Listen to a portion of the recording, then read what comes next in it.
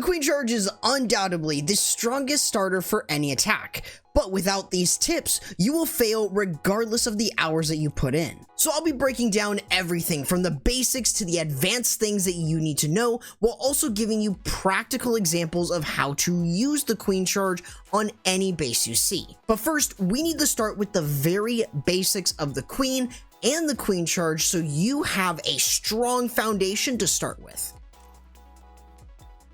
So first things first, what is a Queen Charge? Well, a Queen Charge is when you are using your Archer Queen with healers to charge into a base and clear as many buildings, defenses, and enemy heroes as possible. There is another version of the Queen Charge known as a Queen Walk. This does not charge into the base, but rather will keep your queen on the outside of the base. Typically, this is best used to funnel and move in to a smash attack at lower tunnel levels, but at higher tunnel levels, you're typically going to use this in attacks that contain the recall spell. Out of these two options though, there is clearly a stronger and more flexible option. However, you have the flexibility to choose whichever that you want. Now, as of the hero equipment update, the Archer Queen's level doesn't really matter all too much as long as you are leveling up your hero equipment. However, it is not entirely useless to upgrade your Archer Queen. HP and the DPS that she gains are still very important metrics to upgrade, so it is still worth upgrading your queen, just not as big of a priority like before. So these are the levels on what I would consider to be the minimum level for the Archer Queen due to the addition of the hero equipment. But with that said, having a max Archer Queen is really nice, but with all of this hero equipment talk, what are the best hero equipment that you can run for a Queen Charge? Now, as for her hero equipment, there are specifically 3 different abilities that I would run in a Queen Charge. Her Invisibility Vial, and either the Archer Puppets or the Frozen Arrow. Her Vial is a crucial ability to keep your queen alive and doing massive damage. If you can max this out for your given Town Hall level first, this is going to give you an edge regardless of the other ability that you choose. With that other ability though, it very much is going to depend on how good you are at managing something like the Queen Charge. Archer Puppets tend to be a little bit easier for newer players who are new to Queen Charge. This is going to spawn archers, which isn't really the greatest. It can add DPS, but it can still be a damage magnet, especially to traps like giant bombs and small bombs, or even scatter shots that can still hit the queen even underneath invisibility. So with that said, it can be kind of bad in those situations. However, it does make up for it by having a solid increase in DPS and healing recovered. This is a very nice ability which allows you to keep your queen alive, and this is really good for those who can't keep their queen alive or are charging her in the wrong spot or not supporting or mistiming their spells. But for the most part, it is a solid ability to run. The Frozen Arrow, on the other hand, is her new epic, and as such, it basically is able to slow down anything she attacks. This includes defenses, enemy heroes, and the enemy CC troops. While this ability is incredibly good, it does have a weakness of having no healing recovered, unlike the Archer Puppets, and has the ability to die through her ability. However, despite the downside, it is one of the strongest abilities as she can basically 1v1 things like monoliths, expos, and even the single target infernos, things that would more than likely take her down most of the time. You now don't even need to use spells to support her there unless she's getting completely overwhelmed. Otherwise, personally, I think her best ability set is going to be the Frozen Arrow with the Invisibility Vial. But if you are more of a beginner, I would recommend starting with the Archer Puppets and the Invisibility Vial, which is going to be her best. Just use what best suits you. Now, typically, you want to have support troops for your Queen Charge. This is going to help get the most out of her. Starting with the healers, a simple rule of thumb is you need 4 healers minimum, which is going to give you 100% effectiveness all across the board. However, 5 healers is typically recommended, so even if one of your healers dies to a Seeking Air Mine, your charge is still completely fine. Just keep in mind that any more or any less than 4 to 5 is basically a complete waste, as either the queen cannot keep up with the healing or it's just a waste of housing space. Try to also avoid Seeking Air Mines by using a balloon. Cocoa balloons are what they are formally called, as these are usually recommended to preserve your healers and to stop Seeking Air Mines as you're moving in. So when you use a rage spell for your queen, you can use a balloon to look for any Seeking Air Mines in a given area, which is going to help you a lot, and it protects your charge from being taken down really early or forcing you to use even more spells for the queen charge up front. Of course, other troops that you can take are things like Headhunters and Apprentice and the Apprentice Warden. Headhunters are typically pretty obvious. They help your queen kind of get through enemy heroes, so when you don't have the Frozen Arrow, it's really useful, but if you do have the Frozen Arrow equipped, then I would recommend only using the Headhunter if you are dealing with 2 or more heroes at once. The Apprentice Warden, on the other hand, is a nice HP buffer that will give your queen more HP than without him. He has a very similar range to the Archer Queen and is often a great pairing. The only downside is really if you can fit him in an army, since he costs 20 housing space. So before you place the queen in, try to pick how you are going to be able to set the funnel. Depending on your town hall level and strategy, you will be using different units for funneling. But the most common ones are a baby dragon, as it offers amazing funneling. It doesn't need a super troop slot, it has a rage, and it can attack over walls and just bypass them. Of course, their major weakness is air targeting defenses, so things like air defenses, Seeking Air Mines, even archer towers, really just any air targeting defenses can still kill them quite easily. So using a balloon to combat the risk of those Seeking Air Mines is a very good tip. Just try to also avoid them within range of the air defenses, because they're going to get very minimal value that way. Sneaky Goblins are a second preferred troop, as it can only funnel resource buildings like storages and collectors. This is amazing as they only cost 3 housing space, and it's a really good option that has no major downsides whatsoever. While those two are still the best options, there are some honorable mentions, which can include Electro Dragons, as their chain is really nice, but they are a bit too expensive unless you're using an E-Drag specific army. Super Barbarians are cheap for the cost, but they do take up a super troop slot, and they have the possibility of pulling your healers if your queen is not the first one to take damage. You can also have the Barbarian King as well to funnel, depending on your town hall level, but as you go up higher, using the Barbarian King for funneling is not necessarily worth running, as you get much better funneling troops, and also you do run the risk of losing your healers if you place him too close to the queen and he takes damage first.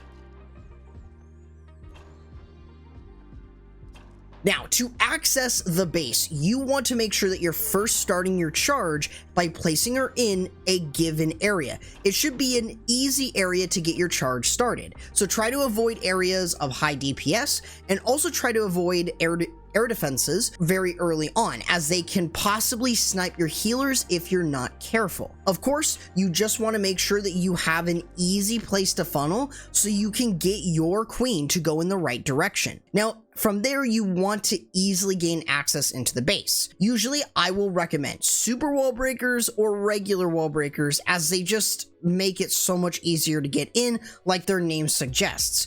Of course, some bases might also have wall corners that are open. This is pretty much to make super wall breaker or wall breaker pathing very difficult, but it does make the queen a very easy bet to get in. Other units and spells, such as the log launcher, earthquake spells, and jump spells, are often a bit more unreliable for the queen charge, or just flat out niche in specific armies. I would recommend just using wall breakers or super wall breakers, as it allows you to have very easy movement into the base with no problems. Now, while your queen is charging into the base, you are going to need spells, and there are plenty of spells that you can use to support your queen. Rage spells are often the most used, as this is going to allow your queen to deal a lot of damage, and your healers are going to be healing the queen a lot faster to keep pace with the defensive damage. Usually, I would recommend using it when you're dealing with high defensive DPS, the enemy CC troops, or even dealing with an enemy hero. This is really going to allow you to keep your queen alive and continue to move deeper into the base. You do want to also make sure that you are not spamming them in, so you can basically have more of them throughout your entire charge. Of course, you can also bring in the use of invisibility and free spells. Free spells are definitely good for stopping defenses in their tracks, while invisibility spells might be better if your healers are being attacked by something like an air defense or a multi-target inferno, or even the Giga Inferno from the Town Hall. Otherwise, you may also have a chance to use the recall spell, which can be really good at getting the queen out from a tough spot, or just to get her in and out after obtaining value. This is a bit more niche in certain armies, but definitely a very strong case. You want to use these spells to keep your queen alive and to move deeper into the base.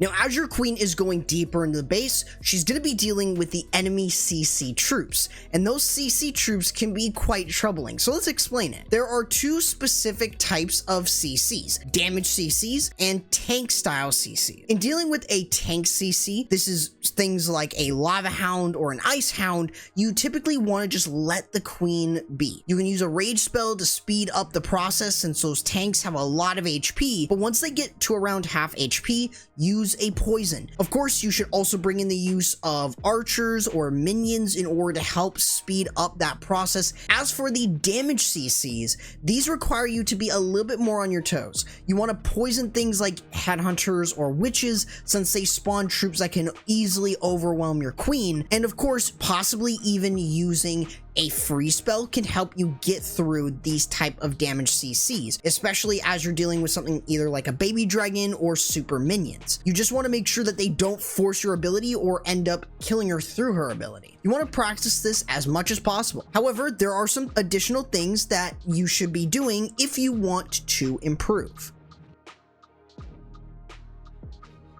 So as you improve with the queen charge, one of the things that you're probably going to ask is, how do you manage time? You want to make sure that you are focusing in on having that charge last for either 1 minute or 1 minute and 30 seconds. This is going to give you enough time to use the rest of the army or let your charge go for a little bit longer. Just be sure not to focus on your queen charge for too long, or else realistically you're not gonna have any time to smash the base with your regular troops and you'll have no time for cleanup. Now, a very big aspect is, of course, reading the base, and some bases are really good for queen charge, and other times there are some bases where they have some counters to it. So typically things like a single target inferno or monolith that is very well placed, that is very difficult for the queen to get to, can actually spell trouble for the queen, since you might not have any spells to deal with it or protect your queen. So an easy fix is to, of course, have any leftover freeze and invisibility, especially to make sure that you're keeping your queen alive and preserving her for as long as possible. Of course, if there are areas of high DPS, so you want to be sure that you are avoiding areas of high DPS. Another good thing to note is that sometimes bases might have areas where you can remove a bunch of key defenses in just 1 or 2 compartments. And this is massive value for you because you can create pathing and funneling, but you can also clear a large amount of value off of the base, making it so much easier, and it just allows your queen to not be overwhelmed as long as there's not too much DPS in those areas. And of course, when all is said and done, you want to try and look back at your mistakes, because you make some simple mistakes sometimes. Of course, funneling is clearly one of the biggest. Not having any way to funnel or properly course correct your queen can oftentimes be the breaking point of most people. So being able to look back at my funneling section in terms of the troops, especially sneaky goblins or baby dragons, they're very good at making sure that you're able to cut off the funnel and you can actually course correct, and allows you to have a lot more flexibility with the queen charge. So I would recommend looking back at that section if I were you, if you are having a problem with funneling. Another big issue that you might come across is the queen might be forced into her ability, which could be because you missed your rage spell. Making sure that it's on top of the healers as well, and as the queen moves forward, you can very much have that rage to keep the queen alive as she's being healed. So it's very, very important to make sure that the rage spell encompasses the healers for a lot longer than you think. Make sure that it starts with them in there and pretty much evaporates with them still within it. You just want to make sure that you're getting the most value out of it. Of course, another thing is avoid high HP ground troops near the queen when you place the healers and the queen. What's really important about this is that if you place a king and then the queen, and the king starts taking damage, the healers are going straight to the king and they're not looking back. Some of them might come back to the queen, but for the most part, your healers will not stay on your queen and could actually transfer away. And you don't want this, because then this ruins your entire charge. So you do want to make sure that you have flexibility, and you want to make sure that you're using other troops to set the funnel, so that way you don't end up failing with the queen charge so early on. Now, with all of this information, it gives you the best way to master the queen charge, even if you're a noob. But if you need more practical examples of exactly how you even use it, I'd recommend checking out this video, as it does have an example of a queen charge, and a good one at that.